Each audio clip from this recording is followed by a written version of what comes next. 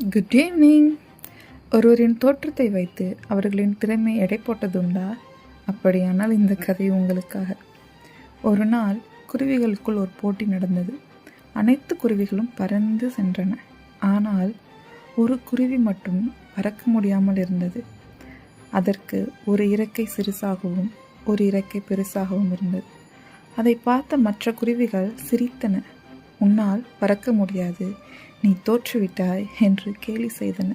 அந்த குருவி அமைதியாக சிரித்தது. என் சிறகை பார்த்து என் திறமையை முடிவு செய்யாதீர்கள், என் மன உறுதியை பார்த்து முடிவு செய்யுங்கள் என்றது. அது மெதுவாக மெதுவாக பறக்கத் தொடங்கியது. ஒவ்வொரு முறையும் கீழே விழுந்தாலும் மீண்டும் மீண்டும் எழுந்து முயற்சி செய்தது. இறுதியில் அதே குருவிதான் எல்லாரையும் கடந்து வெற்றியின் வானத்தை தொட்டது. உடனே மற்ற எல்லா குருவிகளும் அதை பார்த்து அதிர்ச்சியாகி அந்த குருவியிடம் வந்து கேட்டன, முழுமையாக குறைபாடு இல்லாமல் பிறந்த எங்களால் இந்த போட்டியில் ஜெயிக்க முடியல, நீ எப்படி ஜெயிச்ச அப்படின்னு கேட்டாங்க. அதுக்கு அந்த குருவி சொல்லிச்சான், எனக்கு ஜெயிக்கணும்னு நம்பிக்கை இருந்துச்சு, ஆசைப்பட வச்ச மூளைக்கு ஜெயிக்க வைக்க தெரியாதா என்ன என்று சொல்லிச்சான். வெற்றி பெற உடல் முழுமையாக இருக்க வேண்டிய அவசியம் அல்ல, மன உறுதி முழுமையாக இருந்தாலே போதும்.